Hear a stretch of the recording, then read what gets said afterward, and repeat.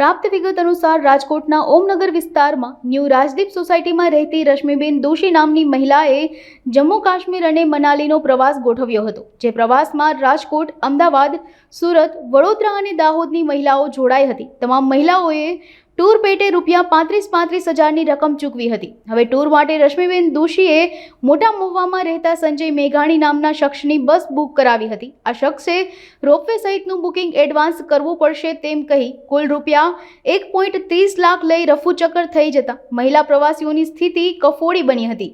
હાલ સમગ્ર મામલે તાલુકા પોલીસ મથકમાં લેખિત અરજી સ્વરૂપે ફરિયાદ કરાઈ છે। હું રશ્મિબેન દોશી બોલું છું, ન્યૂ રાજદીપ સોસાયટીમાંથી। બનાવમાં એવું છે, સંજયભાઈ મેઘાણી મોટા મોવાના સ્મશાનની પાછળની શેરીમાં અમે લોકો એની ટૂર બાંધી છે શિમલા મનાલીની, અને 2 દિવસ પહેલાં એને મારે ઘરે આવી અને અમે એને પૈસા આપ્યા।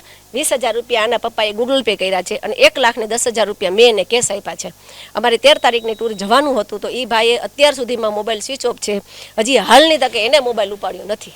1,30,000 45 જણા। અત્યારની પરિસ્થિતિ એવી છે કે પેસેન્જર બધા આવ્યા છે મારે ત્યાં, હવે ખાવું પીવું રહેવું સોસાયટીના છે એ તો કાંઈ વાંધો નથી। આ છોકરી સુરતથી આવી છે, એક બરોડાથી આવી છે, તો હવે એને મારે રાખવા કે મોકલી દેવા? અડધા પેસેન્જર પાછા જતા રહ્યા હો ને ઘરે। હું તો હાઉસવાઈફ છું, પોતે સિલાઈ કામ કરું છું ઘરે ને હાઉસવાઈફ ના। વર્ષમાં 4 વાર જાય એમ બધા ગ્રુપમાં જ, પણ મેન હેન્ડલિંગ હું કરું।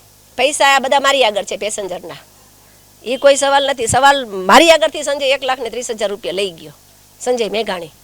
પેસેન્જરના પૈસા મારી આગળ છે, પેસેન્જર કે તો પાછા આપી દઈશ, એ કોઈ સવાલ નથી। હા, એવું મને એના ઘરે ગઈ તો આજુબાજુવાળાએ કીધું કે તમે આના પનારે ક્યાં પડ્યા, એમ કે આ તો આવું જ કરે છે વર્ષોથી, કે પણ અમને તો ખ્યાલ ન હોય કે આ માણસ આવો જ છે।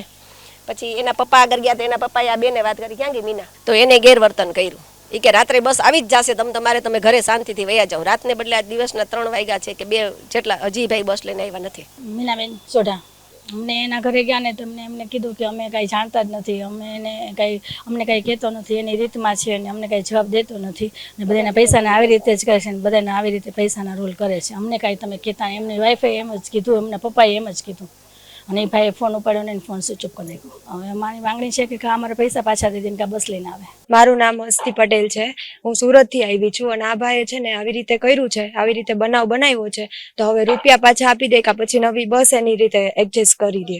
અમે જમ્મુ કાશ્મીર શિમલા મનાલીની ટૂરમાં જવાના હતા, અમે કાલ રાતે આવ્યા છીએ, અને અમે આ લોકો આ બેનના ઘરે અમે રોકાના છીએ, અને અમારું ફાઇનલ હતું કે સવારે જવાનું છે, અને રાતે એને આગલા દિવસે એ લોકોએ છે ને બસનું પ્લાનિંગ કેન્સલ કરી દીધો અને છે ને મોબાઈલ સ્વિચ ઓફ કરી દીધો। હવે કાંઈ કોન્ટેક જ નથી અમારે। મારા પપ્પાએ 20,000 ખાતામાં નાખ્યા હતા, એ ભાઈના પોતે ગૂગલ પે કર્યા હતા।